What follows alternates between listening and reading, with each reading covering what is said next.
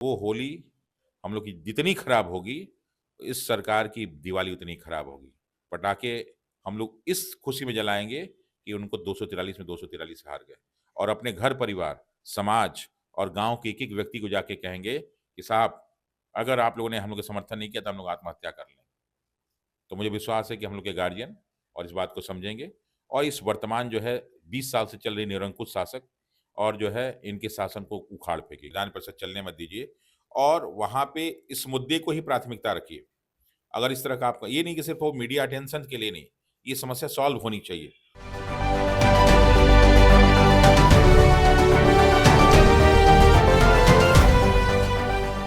नमस्कार, स्वराज पोस्ट में आपका स्वागत है। मैं वेद सिंह। 17वीं बीपीएससी की री एग्जाम को लेकर के शिक्षा सत्याग्रह का नींव रखने वाले रहमांशु सर अभी हमारे साथ मौजूद हैं। उनसे हम जानेंगे क्योंकि 4 तारीख को हाईकोर्ट में सुनवाई होनी थी, किन मुद्दों पर बातचीत हुई और जो डेट एक्सटेंड होकर 7 तारीख हो गया, आखिरकार इसके पीछे कारण क्या है।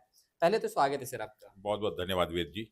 लेकिन मैं आपको भी धन्यवाद बोलना चाहूँगा, क्योंकि बहुत लोगों को नहीं मालूम है कि 18 दिसंबर को जब मैं सत्याग्रह शुरू करने गया था, तो मैंने जो सबसे पहला इंटरव्यू दिया था, वेद जी को ही दिया था। वो इंटरव्यू बहुत ज़्यादा हाइलाइट नहीं हो पाया, लेकिन वेद जी को मैं ज़रूर इस चीज़ के लिए बधाई दूँगा और धन्यवाद दूँगा कि ये हमारे लिए बहुत शुभ थे कि उनके इस वीडियो से चीज़ें तो बहुत दूर तक नहीं पहुँची, लेकिन हम लोग का सत्याग्रह जो है, इतना लंबा चल गया। बहुत-बहुत धन्यवाद वेद जी आपको। लेकिन आपका जो प्रश्न है, उस प्रश्न पे मैं दूँगा कि हमारे कल क्या हुआ और डेट क्यों 4 से 7 हुई? तो दरअसल क्या है कि जो बीपीएससी के खिलाफ बहुत सारे जो मुद्दे चल रहे हैं, उसमें खूब सारे मुद्दे आ गए हैं।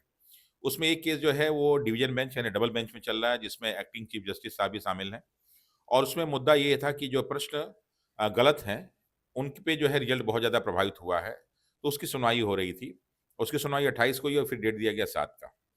चूँकि ये भी मुद्दा काफ़ी कुछ उससे मिलता-जुलता है, जिसमें जो है राम कश्यप वाला जो है, उसमें बहुत सारी अनियमितताओं के साथ जो है क्वेश्चन गलत की भी बात है।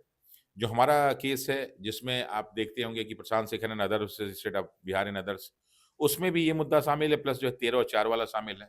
तीसरा जो केस है, वो नेहा प्रवीण वाला जो प्रज्ञेश सर देख रहे हैं, उसमें भी जो है 13-4 की बात हुई है और क्वेश्चन्स गलत लिख के बात हुई है। इसके अलावा एक आशीष आनंद का केस है, जिसका 6 तारीख को सुनवाई होना है। तो ये बहुत सारे केस हैं, तो इसलिए वो पीआईएल था उनका और हम लोग का जो है रिट है। तो चूँकि सुनवाई सेम हो रही है, यहाँ सिंगल बेंच, वहाँ डबल बेंच, तो माननीय जज साहब से रिक्वेस्ट किया बीपीएससी की जो है वकील साहब ने, एडवोकेट जनरल पीके साही साहब ने कि साहब इसको उसी के साथ मिला दिया जाए, उसी दिन सुना जाए और एक ही मतलब ग्रुप सुने तो बड़ा अच्छा रहेगा। तो उस बात को जो है हमारे यहाँ थोड़ा-सा विरोध भी किया गया, राम कश्यप के जो वकील थे वाई गिरी साहब कहा कि नहीं सर इसकी सुनवाई हो जाए तो बेहतर है। लेकिन फिर जो है बातें उसमें हुई, डिस्कशन हुआ।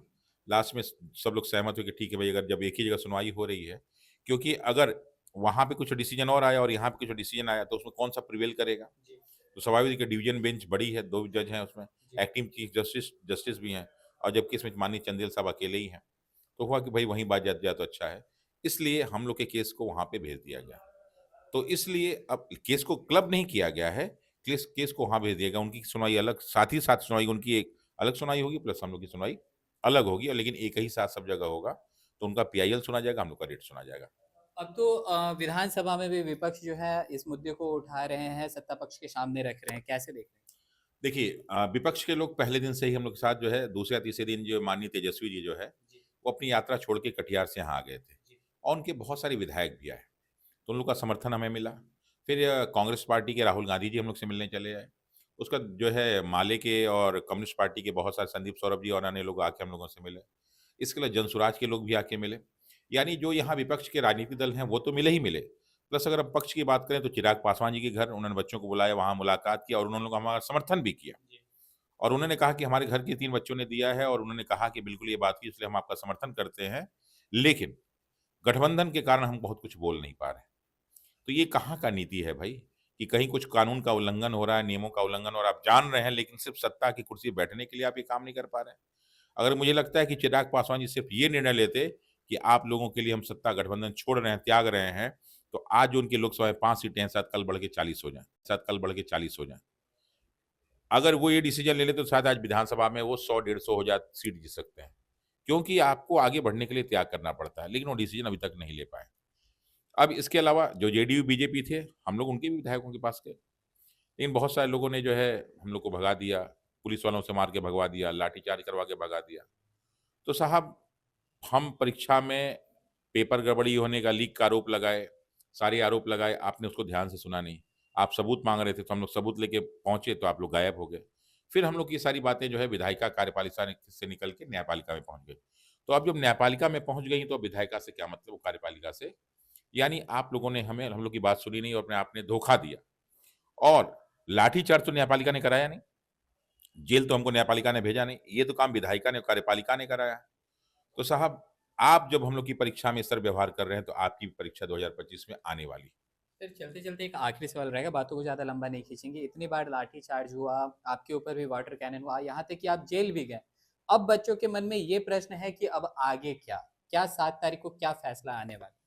देखिए, 7 तारीख को मुझे नहीं लगता है कि एकदम तुरंत फैसला आ ही जाएगा, और उस दिन शायद लास्ट वर्किंग डे भी है। लेकिन हम माननीय न्यायालय से ये ज़रूर रिक्वेस्ट करेंगे कि अगर आप स्टे ऑर्डर कर देते हैं पूरे प्रोसेस पे, तो बाकी हम लोग लड़ाई आगे लड़ते रहेंगे। क्योंकि अब हम लोगों का सारा विश्वास न्यायपालिका पे भी है। लेकिन कई बार हम लोगों ने देखा कि न्यायपालिका कहीं न कहीं विधायिका और कार्यपालिका से प्रभावित रहती है, क्योंकि उनको मिल के काम करना होता है। इसलिए हम ये रिक्वेस्ट करते हैं कि माननीय न्यायपालिका बिहार के भविष्य के बारे में ज़रूर सोचे, और एक अच्छा निर्णय 7 को सुनाए, ताकि हम लोग की होली अच्छी हो। और एक बात का आपको विश्वास दिलाता हूँ कि अगर हम लोग की होली अच्छी नहीं हुई, तो आने वाले समय में बिहार के सरकार की हम लोग दिवाली अच्छी नहीं होने देंगे।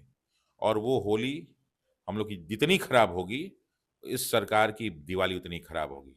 पटाखे हम लोग इस खुशी में जलाएँगे कि उनको 243 में 243 हार गए, और अपने घर परिवार, समाज और गाँव के एक-एक व्यक्ति को जाके कहेंगे कि साहब, अगर आप लोगों ने हम लोग का समर्थन नहीं किया, तो हम लोग आत्महत्या कर लेंगे।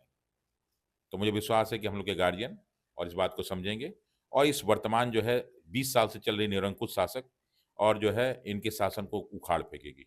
सर एक सवाल और रह गई थी कि विपक्ष तो अब आपका साथ दे रही है, क्या कहेंगे इस पे? हम लोग ये प्लानिंग कर रहे हैं कि हम लोग पिछले जो है 80-81 दिन से गर्दनी बाग में बैठे हुए हैं। तो आज हम लोग बैठ के ये भी डिसाइड करने वाले हैं कि 5-5, 6 का ग्रुप सारे विपक्ष के लोगों के पास जाएगा, और उनसे कहेगा कि साहब, इस मुद्दे को इस स्तर पे पहुँचाएँ कि आप लोग जो है विधानसभा चलने मत दीजिए, विधान परिषद चलने मत दीजिए, और वहाँ पे इस मुद्दे को ही प्राथमिकता रखिए। अगर इस तरह का आपका ये नहीं कि सिर्फ़ वो मीडिया अटेंशन के लिए नहीं, ये समस्या सॉल्व होनी चाहिए। और अगर आप लोगों ने हम लोग की समस्या को सॉल्व करा दिया, तो हम लोग आपको राजगद्दी सौंप देंगे। पक्ष मतलब से राजगद्दी छीन के जो है आपको सौंप देंगे। बस हम लोग के मुद्दे का सॉल्यूशन मिल जाए। और नहीं मिला, तो अगर हमारे साथ आप लड़ने को तैयार हो जाएँ, तब भी हम आपका साथ दे देंगे। पूरा का पूरा बिहार का छात्र आपके साथ रहेगा। चलिए बहुत-बहुत धन्यवाद। जैसा कि आप सुन रहे थे हमारे साथ मौजूद थे रहमांशु सर। शिक्षा सत्याग्रह का जो नींव रखे हैं रहमांशु सर, उन्होंने साफ तौर पर बताया कि किस तरह से जो विपक्ष है इनके साथ खड़ी है, और तो और इन्होंने बताया कि ये जो डेट एक्सटेंड हुआ है उसके पीछे का कारण, और इन्होंने ये भी सत्ता पक्ष को बताने का कोशिश किया है कि अगर फैसला अगर इनके हित में नहीं आएगा, तो भाई 2025 का विधानसभा चुनाव है, उसमें जो युवा पीढ़ी है वो उनको भी जवाब देगी सत्ता पक्ष को। तो चलिए, और भी ऐसे तमाम खबरों का सिलसिला इसी प्रकार बना रहेगा स्वराज पोस्ट पे। अपनी प्रतिक्रिया को हमारे कमेंट बॉक्स में ज़रूर साझा करें। धन्यवाद।